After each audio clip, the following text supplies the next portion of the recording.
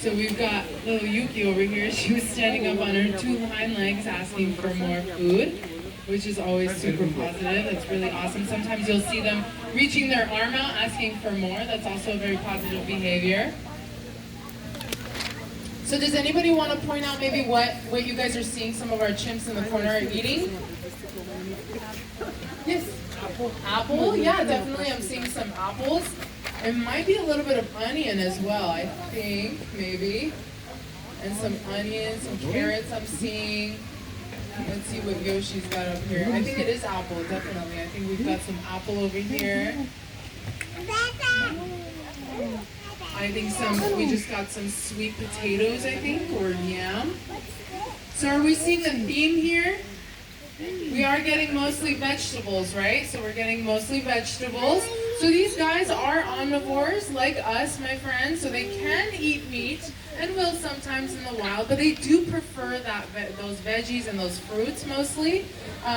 Same here, you know, I can eat meat, but I do prefer those veggies and vegetables. They do get a form of protein here at the LA Zoo. We give them monkey chow. It's called monkey chow. Now, why do you guys think that might be a weird name for a chimpanzee? Monkey chow. Are these guys monkeys? No, they're not monkeys. They are apes, right? They're part of the great ape. Does anybody know how to distinguish between a monkey and an ape? What are these guys lacking? I heard it. Someone said it. A tail, yeah. So any primate that you see that does not have a tail, usually that's going to be either a lesser ape or a great ape like ourselves. So we do not have tails either. So let's go into why our keeper is feeding from that top corner over there. For those of you that are joining us a little bit later, we're just having our lunch right now. And our keeper is up there. She's tossing down some nice vegetables down here. And she's not tossing that many fruits because we do have to basically pretty much watch their fruit intake, because here in the States we do grow our fruit to be a little bit more tasty, a little bit more fruity, and deliciously sweet. So we do have to watch that. So they will get fruits and veggies, but we got to watch that fruit intake.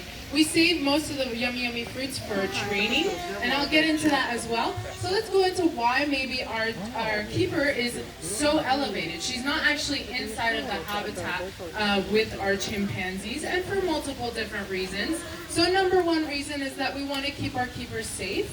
So when she's elevated like that, she is safe and she's not in the middle of the chimpanzees eating. They don't have to feel threatened, and it's also very good for them as well, because they have that sense of security. She's just here to feed us, and that's it. They do have a really good bond with their keepers as well.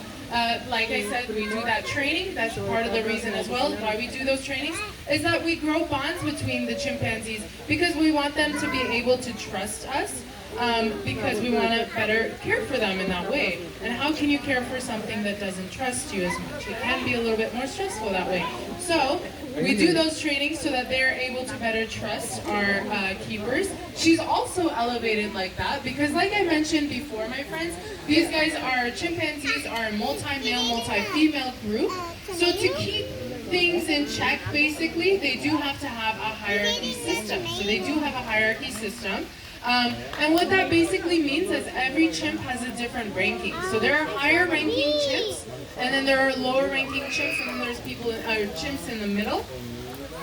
And so they have our keepers, and all of that is distinguished by the chimpanzees themselves. So we have no say in who's a higher ranking chimp and who's a lower ranking chimp. We just have to respect anything they set, all of those hierarchy rankings that each one of them have. We have to respect those.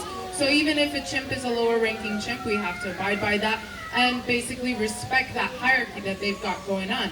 So basically, that's also another reason why our keepers are so elevated, is to watch to see who they're feeding first. So when you're a higher ranking chimp, you have more privileges. You get first dibs on the first food that's coming out, right? So you get your food first. You get your sleeping spots first. You get your mates first, right? You get to pick your mates first. So it's the same thing. We have to abide by that. We have to respect that hierarchy that they have set in place, or else, you know, it can get a little bit more aggressive between the chimpanzees if we don't respect that. So let's just say accidentally we gave food to a lower ranking chimp first, or maybe not even us gave that food to them first. They went and grabbed it, right? So then that's kind of overstepping your boundaries as a lower ranking chimp. So it can cause a little bit of conflict within the troop, right? So we want to avoid that. Obviously, a little bit of conflict is very much normal, and it does happen from time to time because, you know, lower ranking chimps, they do want to go in and get their sleeping spots and everything like that. But they do have to wait their turn. They have to have that respect for those higher ranking chimps. So that's the same thing that we're doing. So we're elevated like that, so our keepers are elevated, so they're making sure who they're feeding first to avoid conflict. And still sometimes, even when our keepers are paying attention to who they're throwing it to, a lower ranking chimp might come and grab someone else's food, and it could cause a little bit of drama from time to time, which is fine, it happens. And there are another reason why our keepers are not directly inside of the habitat. There are a lot of rules that we might not know about, right? So they have their rules set in place, but there are some things that maybe we as humans have not fully discovered yet. Some of those rules that they have set in place we haven't discovered yet, and may never discover, right? So it can get dangerous. So if a chimp feels threatened, or if you have overstepped a boundary or anything like that, they will let you know right then and there, whether it's a buff display or it's a full-on, I've seen chimps hit each other from time to time, nothing too serious, but you know, we want to protect our keepers while they're caring for them. So that goes back to the training and why we train our chimps. So the reason why we train our chimps is to have them participate in their own health care. So what does that mean exactly? I'll let you know. So basically, if maybe